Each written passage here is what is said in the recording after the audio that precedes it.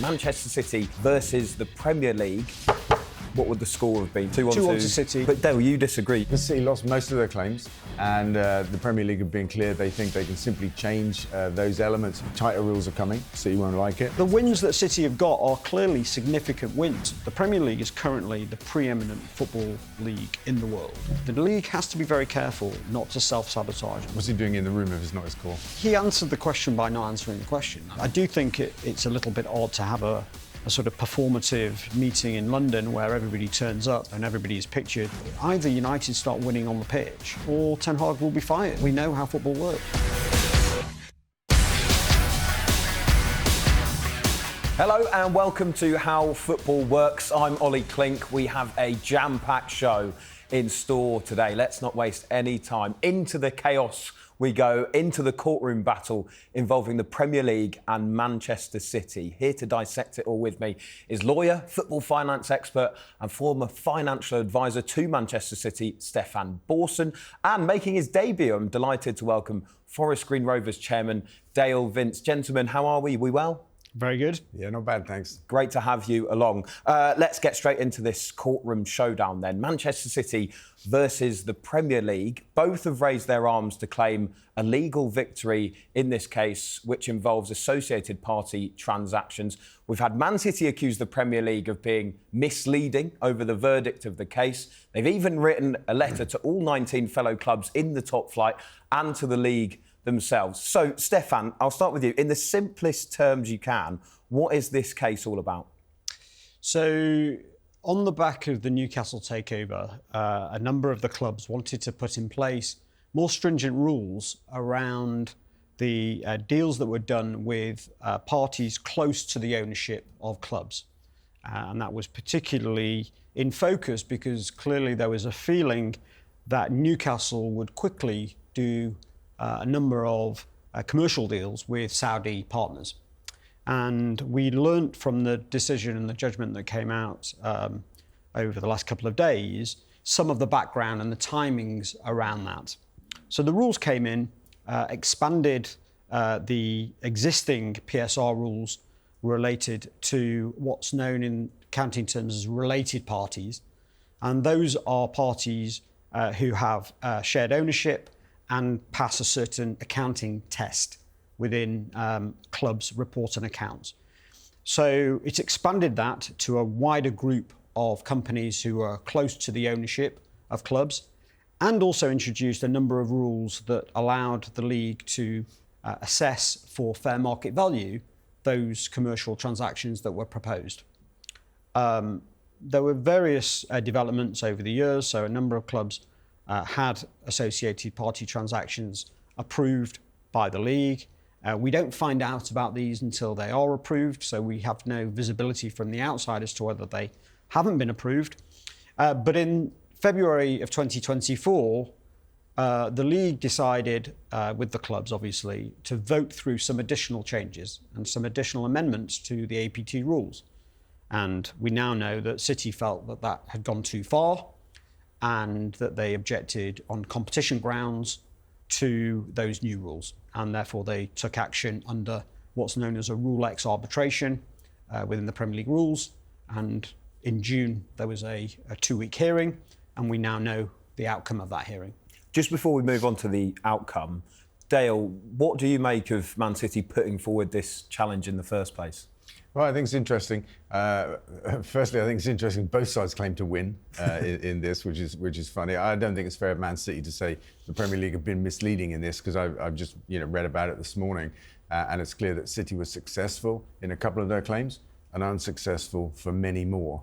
And the ruling itself seems about right. Man City complained that they weren't given access to the fair value calculations and stuff like that, the background data. That seems to be a fundamental point of fairness. They should have been, so they could have challenged them and stuff like that. So I think the rulings themselves seem to just straighten out APT rules, and the Premier League have pretty much vowed to tweak them and put them straight back into play.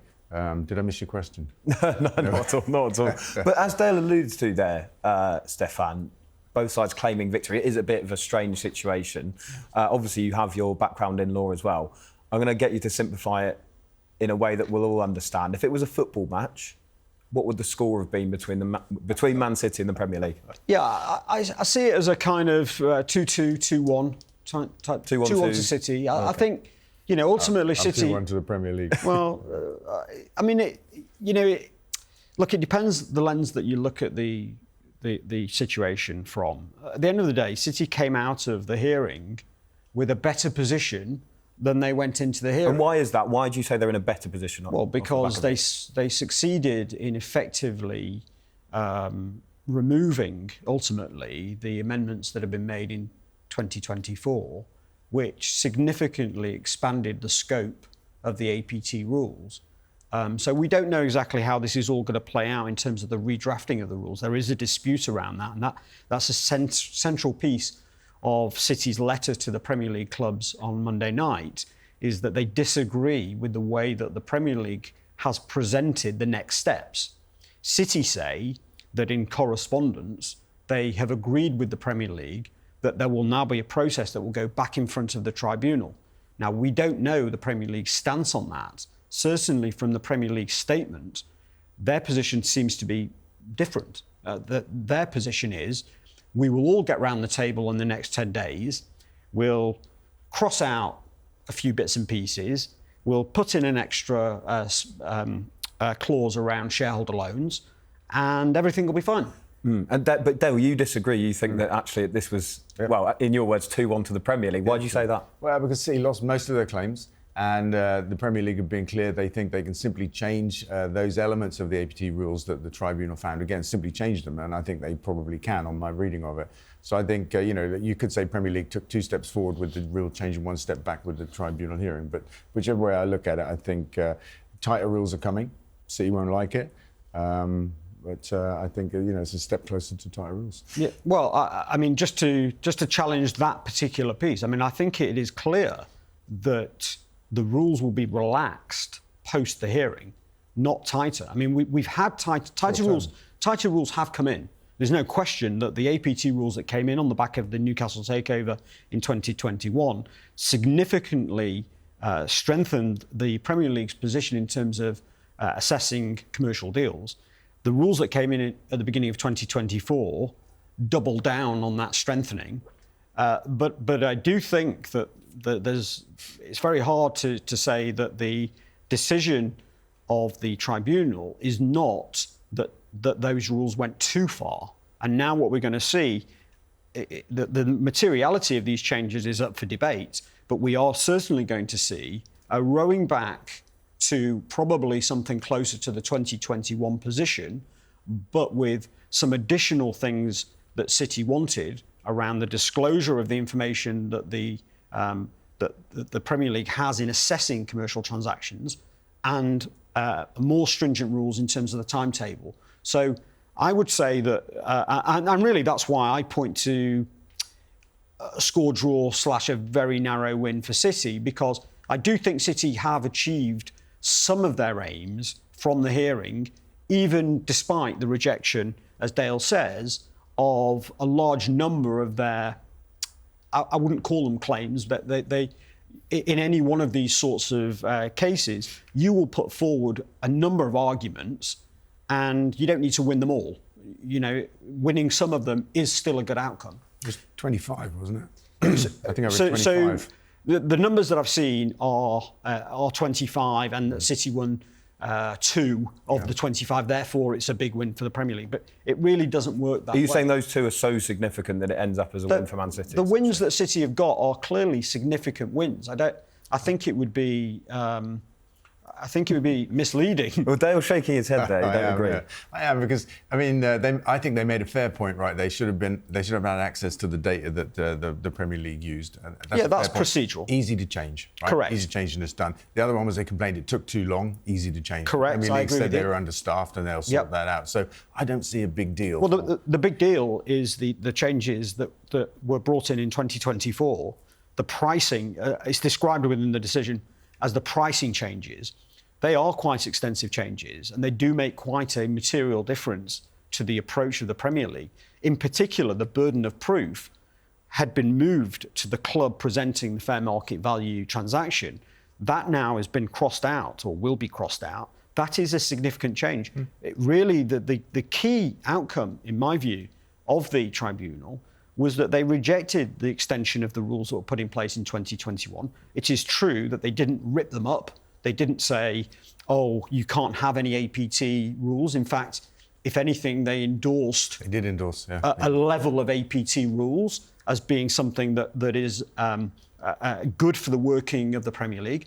But those changes are significant that will be rejected in terms of 2024.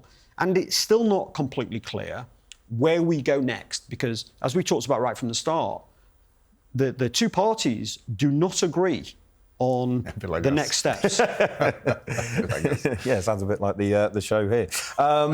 In terms of how it does affect the rest of the league, though, because you said that, where we go next. And I just want to talk about the other clubs, because it's interesting during the process that the witnesses called for Man City included clubs such as Chelsea and Newcastle and Everton.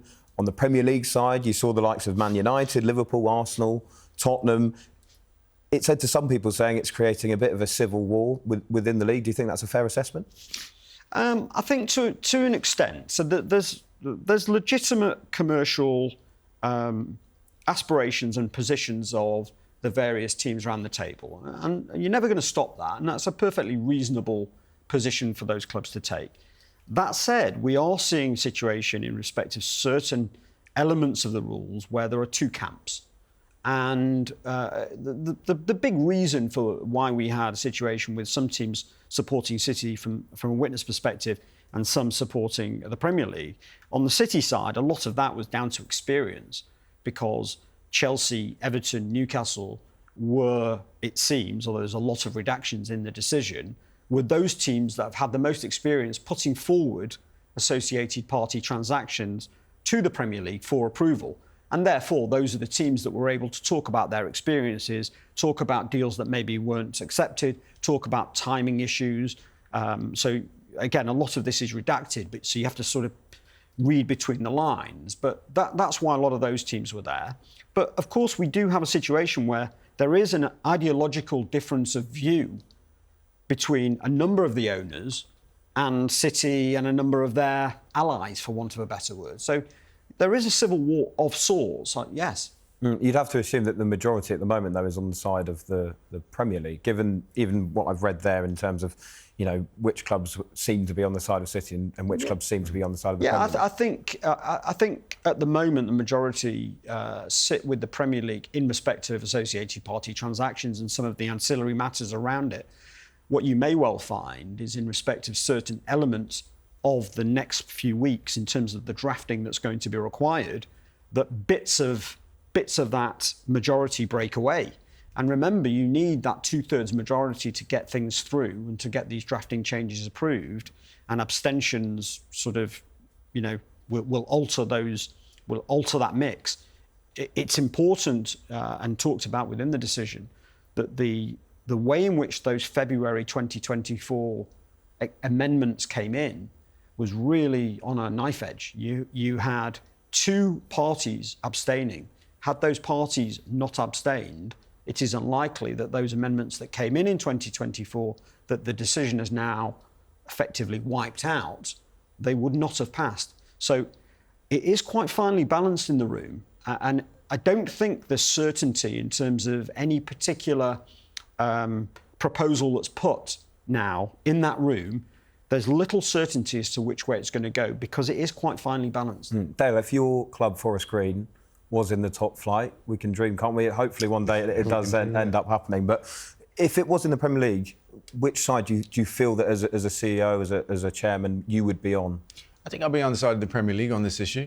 I think we've seen a lot of big oil money come into the Premier League. I think it's this arguably distorting the game, distorting the league. Newcastle were the most recent example, of course. There are other big commercial interests, of course, in the Premier League as well, as you can see from this chart in front of us both here. Because the big win that I think that we haven't talked about yet is the shareholder loan exclusion from APT. Man City won their argument that shareholder loans should be included. Well, if we have a quick look at that, actually, by the way, what you reference there, if you look at this table with the shareholder loan fees, Everton right at the top, 451 million. Then Brighton, 373 million. Arsenal, 259 million as well. I mean, Dale, was the point you're making there, does this give a reflection on how well run a club is? I think it gives an indication of the distorting effect of massive amounts of money from the owners of some of these clubs on a competition, you know, in a sport that we all love. You know, I mean, I'm all for the Premier League being able to afford the best players in the world and that kind of stuff. But I think we need perhaps more balance between the top and the bottom of the Premier League, because some of them have incredibly rich owners and a lot of them don't. Stefan, do you go along there with the majority of what Dale's saying? Well, we don't share a worldview that is necessarily consistent. But look, oil money, if we want to talk about oil money, has obviously come into many clubs in the same way that gambling has infected all of the Premier League.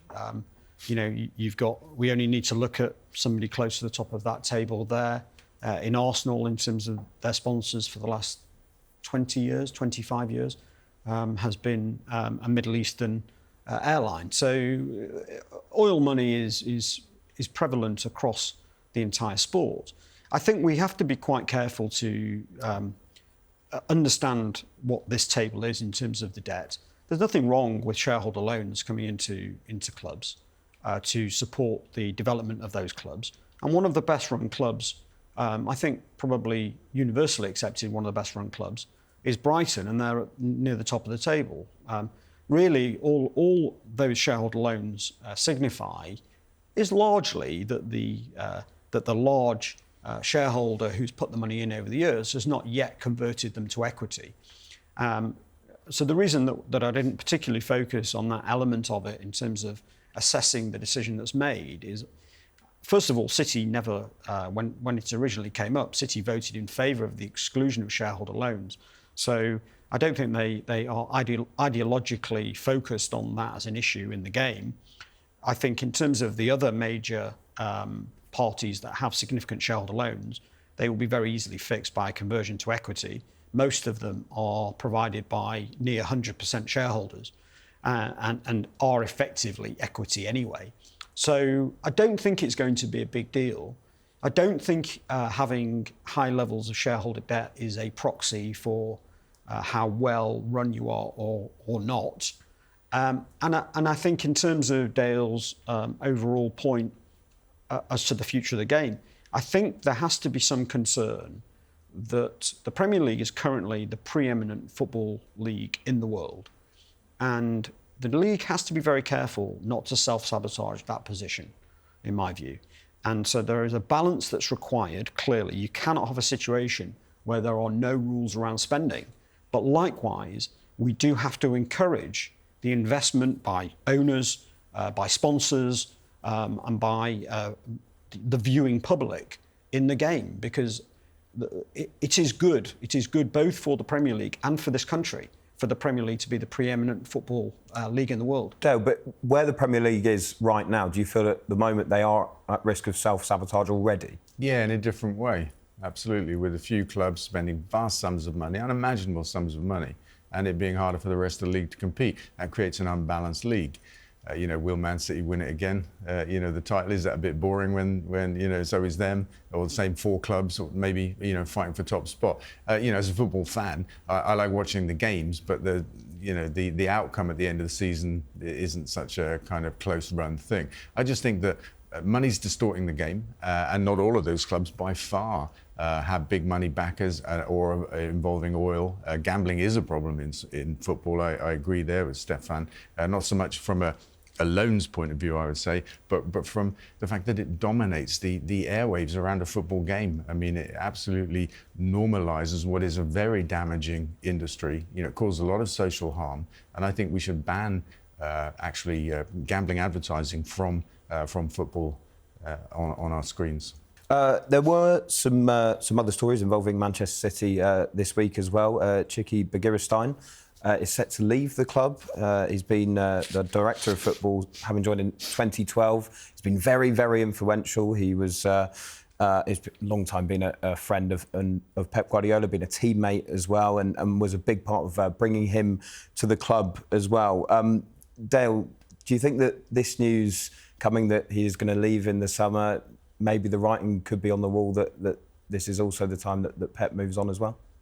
That's an interesting thought, isn't it? I mean, I can't imagine.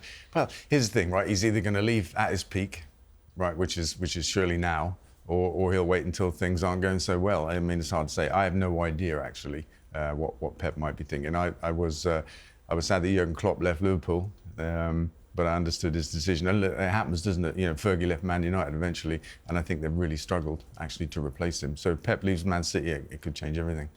Yeah, we'll be speaking about a certain Mr. Klopp a bit later as well. But just quickly as well, Stefan, how much praise do you think that Cheeky Begiristain should get for the way that he has run that side of the operation for Manchester City? Yeah, he's been an integral member of the footballing success that the club has had since 2012. You know, it's no coincidence that City were successful under his stewardship of that part of the business, even before Pep arrived. Clearly, he was central to Pep also joining, along with Ferran Soriano, the chief executive. So he will be a very, very big loss to City. I don't think there's any question.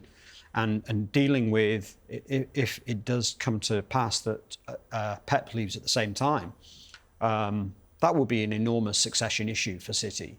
To have, on the footballing side, your two key individuals leaving at the same time will be a huge issue.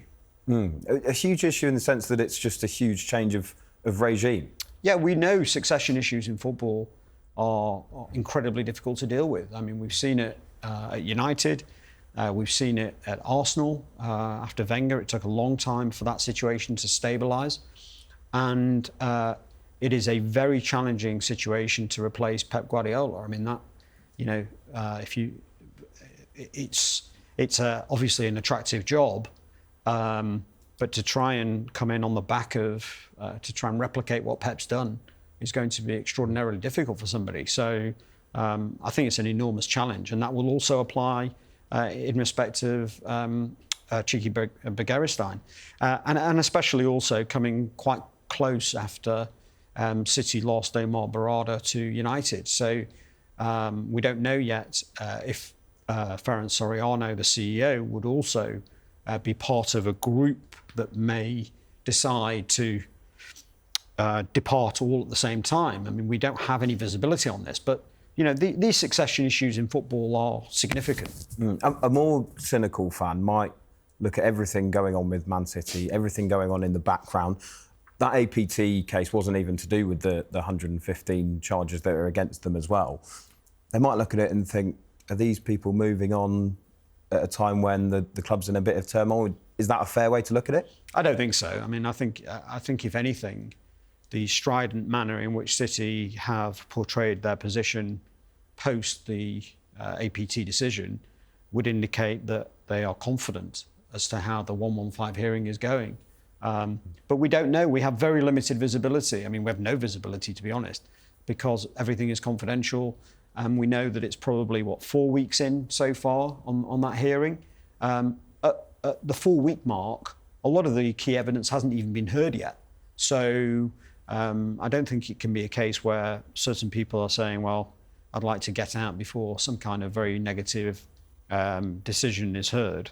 But who knows? I mean, we will see in the fullness of time. What do you make of that, Dale? He had another shake of the head there. Yeah, well, you know, City have always been confident in their case, and as you say, the key evidence haven't even been heard. So, you know, why would they be more confident now? How can that mean anything? I was kind of shaking my head because I'd read that Pep had said that actually he believed Man City completely, and if they'd lied to him, he would leave.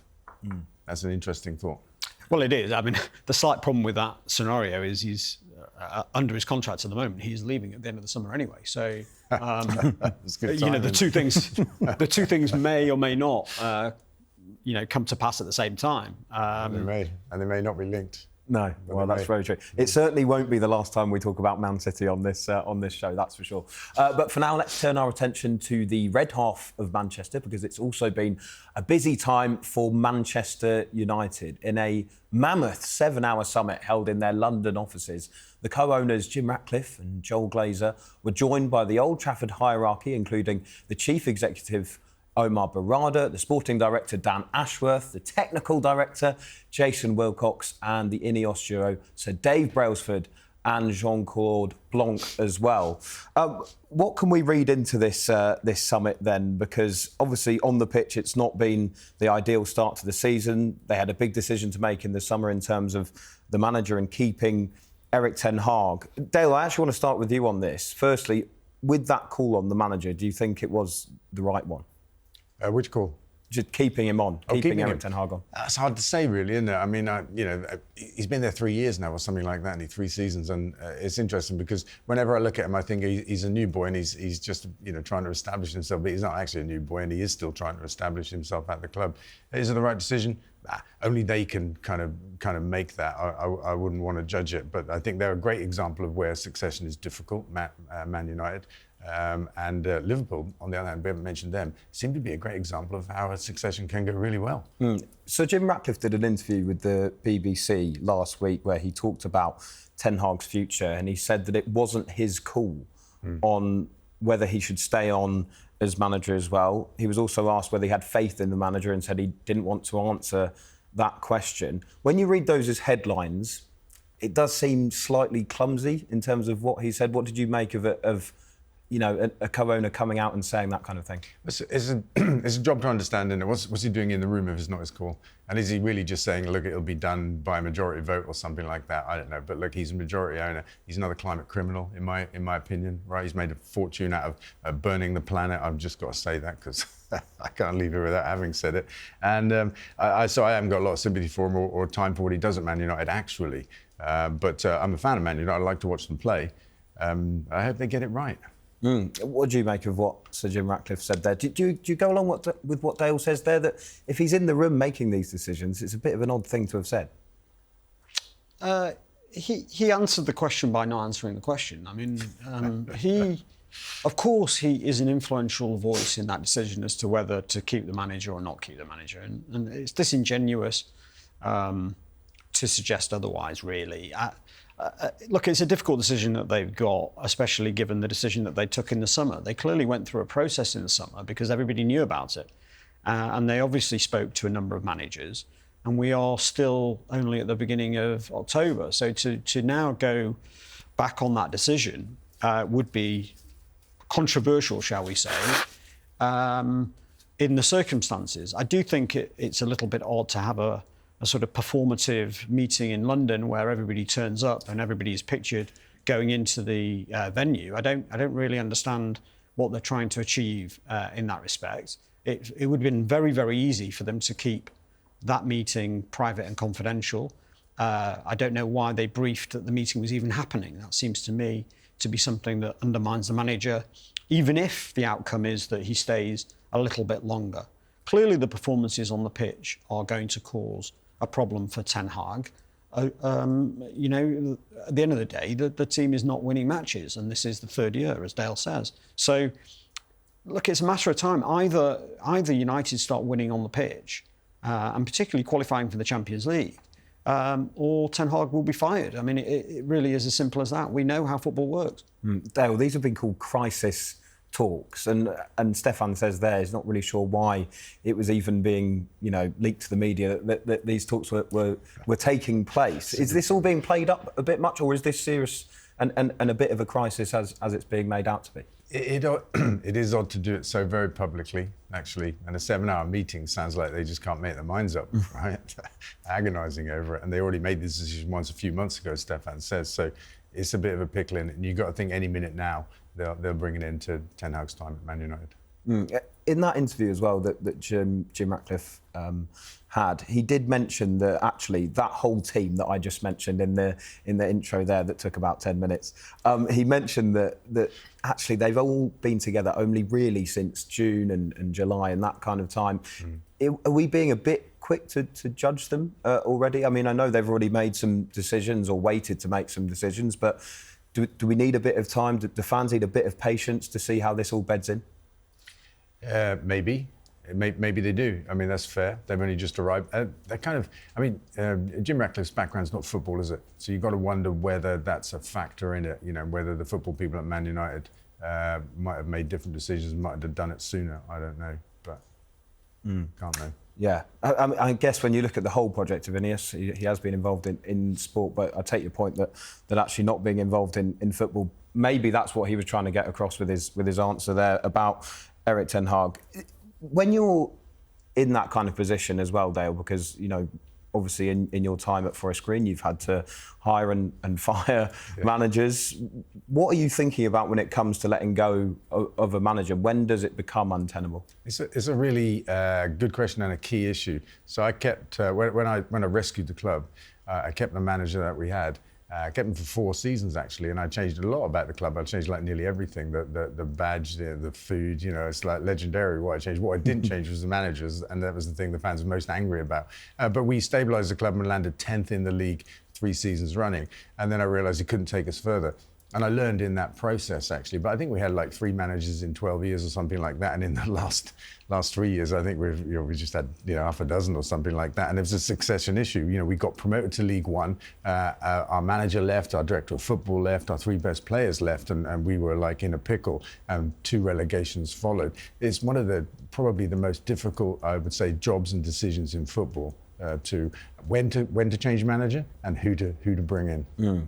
Now, another more controversial element to the INEOS regime has been how ruthless they've been with the restructure. 250 job cuts early in their tenure, and also the little details such as the removal of packed lunches for matchday staff. Many say this goes against the ethos of Manchester United. Sir Alex Ferguson's former assistant, Mike Phelan, joined talkSPORT's Inside Devils yesterday and gave his reaction to some of the more unpopular changes.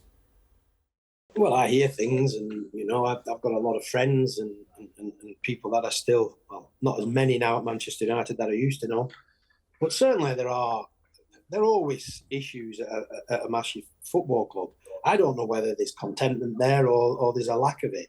What I do know is that they've made some pretty drastic changes. You know, that in some areas of the football club probably needed to be made, but ultimately they've chose to go down that certain path, and sometimes, you know, some of the people that I've known for years are no longer there, and that saddens me in a way, because I think there's a lot of promising people there, a lot of good-hearted Manchester United people there that have probably, over a period of time, worked extremely hard for the football club. Ultimately, you know, some would say, well, you know, you've had your time, you've had your moment. They could say that about me, and I thoroughly enjoyed it. I hold no grudges against that. But certainly in the grand scheme of things, how many people really are there now that understand Manchester United? Probably the only people that do are the older supporters, the supporters that have stayed through, you know, the good, the bad and the ugly.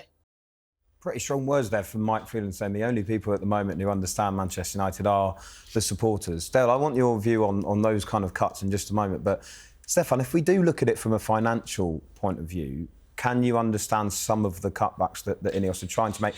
Because actually, when you look at it, they don't make good headlines. No, they don't make good headlines. And the surprising thing is, actually, in terms of the pounds and pence that these sorts of moves save, actually not that significant in the context of a Premier League football club. So if you look at the costs that they've incurred to actually remove those individuals, and you know, you can do the modelling yourself in terms of 250 people, let's say on the UK's average wage. The savings are not very significant. The numbers in their accounts seem to suggest a much bigger number than you would think from the 250. But it's hard to understand how that can be quite right. So we need to understand a bit more detail on that. But overall, some of these sorts of changes are the types of things that private equity type investors want to do when they come into organisations. They want to put their stamp on an organisation, both in terms of costs and disruption, in terms of how they do things differently. And unfortunately, often and frequently, that means that certain people are moved out, and there's a retrenchment. Is that putting your stamp on a club in the right way? I don't think it is, but especially the packed lunch thing. I mean, that's just mean, isn't it? You know, you got Jim Ratcliffe, so rich. He's a tax exile as well, as far as I understand it. You know, and footballs are about community. You know, football clubs more than anything else are about the community, and to save a few pence from packed lunches. I mean, as you say, you're saying 250 people is nothing to a Premier League club, but packed lunch, some sandwiches. I mean, I think it's going to create a bad morale and feeling within any organisation when that kind of stuff happens. That kind of penny pinching, that's not a good move. I think part of it is about disruption of the organisation. They've had a 10-year period since Sir Alex Ferguson left. Clearly, it's not been the greatest period in the club's history. I suspect that INEOS have come in with a view that almost everything that's been done over that 10-year period has been wrong, and they want to kind of top to bottom change. And they recognise that some of the individuals and some of the small details and some of the PR lines that are going to come out from that change are going to be negative, but they're taking a longer view as to the direction of travel, and they'll take the pain of what they're going through now in terms of this, you know, the bad press, the sort of the stuff that Mike Phelan was talking about, because they believe that down the road, in 1, 2, 3, 4 years, they will see the benefit of it. And we'll see. But clearly, it's painful for those people who have been associated with the club over the last 20 years, or that are there today. You know, people that have been in organisations that have had large retrenchments. It's difficult not only for the people who exit, but also for the people that are left. There is a vacuum, and there is a feeling in an organisation, and there is a damage that's done in the organisation when lots of people leave an organisation, even if you survive. So that's something United have got to deal with, but they want to make very considerable change, which is why they've changed so many people at the top of the organisation. Yeah, Dale, when there is a restructure of a club like that, and you have to make decisions such as this, when you're looking at it from that perspective, how much do you have to think about profit against principle? Because, like you said a bit earlier, OK, it's a very different level of football, but, you know, football is about community. And I think, you know, strangely enough, it's probably the packed lunches side of this that is the most baffling, because it's, like you said earlier, can't have saved that much money for Man United. No, tiny sums of money. For me, principle always comes before profit. In football, at Forest Green Rovers, and in all the businesses that I run. But you know, I'm perhaps an unusual person. I run a group of companies. We're 800 people strong. We're mission-driven, not for dividend. All of the money we make goes back into our mission, and we treat everybody well. The people that work for us, our customers, our suppliers. You know, we have this ethos, and we have a culture as a result of that. And taking away packed lunches from Manchester United Football Club is going to damage the culture of that club.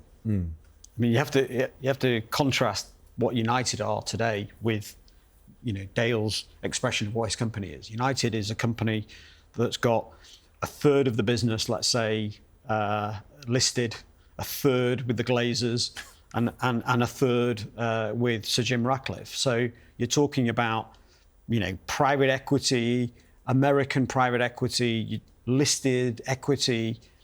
A very different organisation from, you know, Dale's perspective in his businesses. And ultimately, United are not, you know, United are a listed company. The directors do have fiduciary duties above and beyond that community feel. And I guess that's where their mindset is. But ultimately, as I say, I think it's a lot more about driving the organisation through some change. It's very strange, isn't it? Sorry, 1/3 listed, and then those 2 private equity interests. That sounds to me like a conflicted shareholding of the club, you know, that are going to have very different interests. Well, it's even more complicated, of course, because the listed shares don't have the voting rights.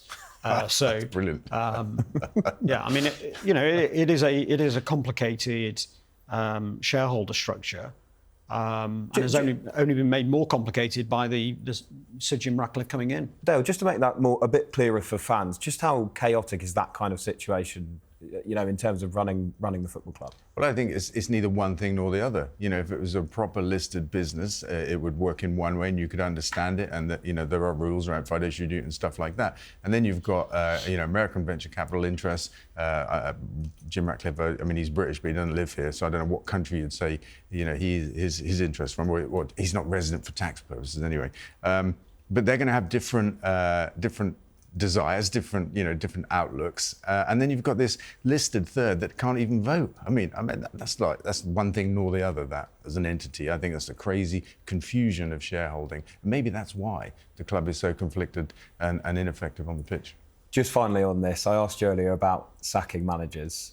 If you were in charge at the moment at Manchester United, given the situation, if you'd been in one of those 7-hour crisis talks, do you think you would part company with Erik ten Hag at the moment? I think after 3 years I probably would, and the amount of money spent in the transfer window and the performances, not just the results, but the performances, I probably would. By the way, you can get your lowdown on Manchester United on the talkSPORT YouTube channel. Inside Devils is where you need to go. That's where Mike Phelan was speaking as well. All sorts of brilliant guests on there, so make sure you check out the talkSPORT YouTube channel for that. Now it's time, though, for our talkSPORT Explainer. This is the part of the show where our panellists try and make sense of a question swirling round the world of football at the moment. And today, we want to focus on a particular case. With all the talk of Barclaysmen recently, I wonder if you've been sat wondering what Lassana Diarra's been up to. Remember him? Well, the former Chelsea, Arsenal, Portsmouth and Real Madrid midfielder has recently been engaged in a long-running legal battle with FIFA. It's all to do with the termination of his contract at Lokomotiv Moscow in 2014, and there's been a big breakthrough because the European Court of Justice, the highest court in Europe, has now ruled that some of FIFA's rules around transfers would break European Union laws. What's interesting is the ripple effect of this Diarra ruling could be huge, with some saying the decision could change the landscape of football. Stefan, as a legal expert, of course, would you be able to outline for us what has happened so far in this case? Yeah, in simple terms, Diarra moved to Lokomotiv Moscow in 2014, fell out with the manager. They didn't like the way that he was playing or training, and they said that they wanted to reduce his salary. Quite how they could do that contractually, I'm not sure, but that's what they did. Diarra obviously wasn't very happy and walked out. Ultimately, FIFA decided in favour of Lokomotiv Moscow that walking out was without just cause, which is a term that's used in the FIFA regulations, and that Diarra needed to pay compensation of 10 million euros to Moscow. And whilst that case was going on, he wanted to go and sign for a Belgian club. They said to FIFA, can we sign this player, and can you confirm to us that we won't be on the hook for the 10 million euro that he owes Moscow? Because the way it works at the moment, before this case, is that you have something called a solidarity liability, whereby if you take a player who has left another club without just cause, the club is also jointly liable for any compensation that's payable. And so the Belgian club asked FIFA whether they were going to be okay and held harmless in respect of that liability that Diarra had to Moscow. FIFA said, actually, no, you wouldn't be, because under the rules you are liable, potentially. And by the way, we also presume that you have induced the player to leave. Again, another one of the FIFA rules, presumption of inducement, i.e. that they made him move. It wasn't actually what happened, but that's the presumption in the FIFA rules. Anyway, to cut a long story short, this case went to the Court of Arbitration for Sport. That upheld FIFA's decision that he'd left without just cause, and that he owed Moscow 10 million euros. And Diarra, in that intervening period, took the whole case to the Belgian courts, who passed it on to the European courts. And the European court said, actually, by the way, all of those rules that we've just talked about, the solidarity liability, the presumption of inducement, and something called the international transfer certificate, which was effectively held and wouldn't be released to the Belgian club until he paid the 10 million euros. All of that part of the FIFA transfer regulations are unlawful and effectively need to be removed, which is where we are now. Dale, what do you make of this case? As the West Ham CEO, Karen Brady, has said in her column in The Sun, she's worried that this transfer case, because of the potential power it could give to players and agents, the result could be complete chaos and anarchy. Do you go along with that? I wouldn't put it that highly. Actually, I don't think it'd be complete chaos or anarchy, but I think it could be a really important rebalancing. We could see clubs take very different position when they're looking to spend hundreds of millions on a player. For example, it happens in lower leagues, right? It's happened to us. You spend money on a player, it doesn't work out. They want to leave, we let them leave, but you've lost the money.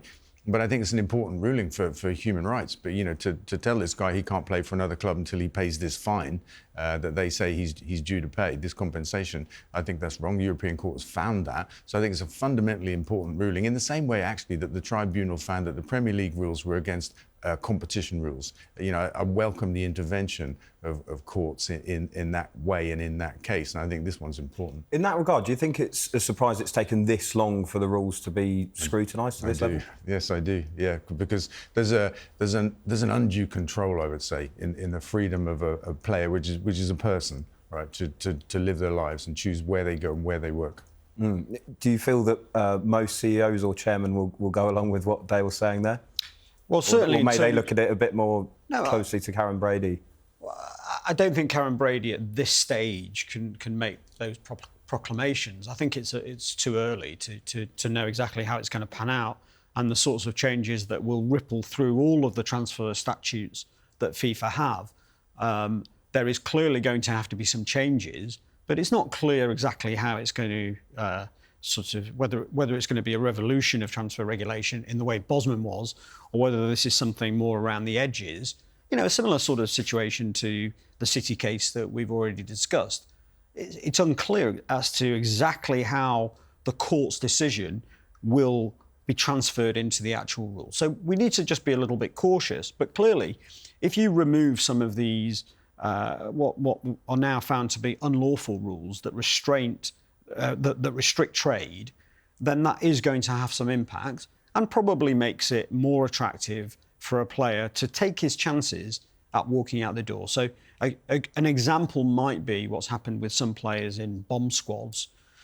Those players at the moment may be reluctant to walk out the door and claim that effectively they've got just cause for walking out the door because they've been sidelined. They may have been reluctant to do that because of the uncertainty as to how other clubs would see them and whether other clubs would take them. If some of those rules are gone, we might find that players who are sidelined and made to train with the youth team or the reserves may decide actually they're going to walk out the door and take their chances. And that could have an effect on the transfer market. But as I say, I think be a club like Chelsea potentially looking at this ruling and feeling a bit worried because of the size of the squad that they have at the moment. Well, Chelsea have. We know that Chelsea have taken an unusual approach to the length of contract and the number of players, and also what they're doing with players who they perceive to be outside of the first team mix. So they have more risk than most. That's definitely true. But as I say, I just think it's a little bit early for us to conclude how this is going to play out. But you are definitely right that a club that's got loads of players on 7-8 year contracts, if contracts become less powerful as a way to bind those players in, then of course Chelsea are going to be at the forefront of those clubs that have got issues versus other clubs, yes. Would you go along with that as well, Dan? Yeah, I think perhaps the bigger risk is not the bomb squad players or the big squads in that case, because a lot of those players aren't actually playing and contributing, but they're on big wages. The bigger risk is when you pay a lot of money for a player that other clubs want. Yeah, well, Chelsea have got that problem as well. So, it's look, as you say, Chelsea are going to be looking very carefully at these rules. Yeah. Well, one of the things I found strange when I first came into football was the degree to which players were almost like slaves. They were almost owned by clubs and directed by football clubs. It seems strange to me. Do you feel that that's changing now, though? That kind of landscape is changing, or do you still feel that strongly about it? No, I changed my view. I learned more about football. And it depends how you behave as a club as well. If a player wants to leave, it depends how you treat them and that kind of stuff, and allow them to go and find somewhere else to be and stuff like that. But I think that this ruling is really fundamentally going to change things. Are there certain clubs that you would say still treat players in that kind of vein? Probably, yeah. Like even the term bomb squad, right, is pejorative, and it's about players that you've fallen out with. You don't want them at the training ground because they're bringing a bad attitude with them and that kind of stuff. There is a problem there in football, I think, with contracts for players and big wages where things go sour, they're not performing, or they just fall out with the manager, that kind of stuff. I mean, it would be nice if there was a better mechanism to deal with that. I think we should temper our sympathy for some of the Chelsea players, to be honest, given that most of them are on about 150 grand a week. So even if they are training with the reserves, it's quite a nice. That's why they won't walk out. It's quite a nice little gig. That's why they won't walk out. Exactly. Yeah. Just finally on this, Stefan, obviously the biggest case and the most famous case to do with transfers that most people know is the Bosman ruling, all to do with free transfers. In the future, are we going to be talking about the Diarra ruling? Do you feel it will get to that level? I suspect it won't, and that it will be around the edges of the transfer rules, as opposed to something as fundamental as the Bosman situation. And it's interesting, really, when you look at it, that Bosman's 30 years ago. So before we get too excited about how frequent these monumental cases are coming about within football and transfers, it is worth remembering that once every 30 years is going to be quite slow progress in terms of changing the landscape. So, I think we just need, as I say, we need to be a little bit cautious that things are going to change dramatically. I suspect the changes will be around the edges and probably will be for the better. Those clauses, when you look at them in the cold light of day, those clauses do seem very strange, that you would restrict a player and effectively hold them to ransom for an international transfer certificate, not being issued by FIFA until 10 million in that respect, then, euros. do you feel that the right ruling has been made? I think so. Yeah, I mean, it does seem a fair decision, but we'll have to see. I think we need to just watch that there's not knock-on effects that actually are not for the good of players and for the good of the game. There are good things about the security of tenure that a contract brings for a player. Players do like to sign long-term contracts. We know that again from Chelsea. So, and also we need to think about the game away from just the very best paid players at the top. The game actually has thousands of players who play in smaller leagues and in smaller divisions. And those players actually have different interests from some of the very big stars in the Premier League. And we have to be mindful of all the footballers when looking at these sorts of transfer rules. And just on the topic of player power as well, Dale, recently we've had Man City's Rodri coming out and talking about the schedule and saying that actually, if it carries on in this way, players might end up striking. Do you feel that there is becoming a shift towards players having more of a say on their rights, and do you feel that that's a good thing? Yeah, I think it is a good thing. This ruling, I think, is probably exactly that. It's giving rights to players to choose, who they play for when things are fundamentally broken down. I think we need it's not really to that point. I think there is more player power in the game right now, but I think we need a better mechanism when things don't work. Yes, players want long-term contracts, clubs want them as well, but when things don't work, we need a better way for ending things between clubs and players, because one of them is disaffected, or when both are disaffected, they'll agree to end it. But we need a betting mechanism as well, I think. Gentlemen, I do also want to ask you about some news we've heard. And I'm sorry to say, Dale, because I'm sure you'd have loved him at Forest Green, but Jurgen Klopp is back in football, but he's not on the sideline. He'll be taking up a bit of a different role. He'll be the global head of soccer at Red Bull. So he'll be looking over coaching development, transfers, playing style at RB Leipzig, Red Bull Salzburg, New York Red Bulls, and Red Bull Bragantino as well. It's obviously good to see him back within football. Dale, just firstly, are you surprised he did say he was running out of energy? I mean, Red Bull was the perfect place to go for him, if that's the case. But are you surprised not to see him back on the sideline? Are you surprised to see him taking up this kind of role, or do you feel that this is the right step for him now? Well, it is surprising. I mean, you make me laugh because it's like you have to wonder, did they set this whole thing up with a big marketing a big extended commercial? Do you know what I mean? Red Bull gives Klopp wings. But, yeah, I think he was fantastic at Liverpool. I was a big fan of the team and of him, actually. You know, his interviews, the way he talked and explained himself and stuff like that. And what he said seemed to make a lot of sense. Look, he'd run out of energy for the game and he was going to quit. Maybe, you know, having a bit of time off, he's got his energy back. You know, I mean, why not? Does it surprise you slightly because of the reputation that Red Bull have in Germany? They're not hugely, that whole franchise is not hugely loved by the supporters, just given what it represents. Are you surprised that Klopp, given how he's talked in the past, has gone for that kind of role? Yeah, I think that is surprising, and you make a good point there. The Bundesliga is very differently run. You know, the fans have a very different ethos in Germany around their football than what we find in the Premier League. So, I mean, I'm not a fan of it either, the franchise model.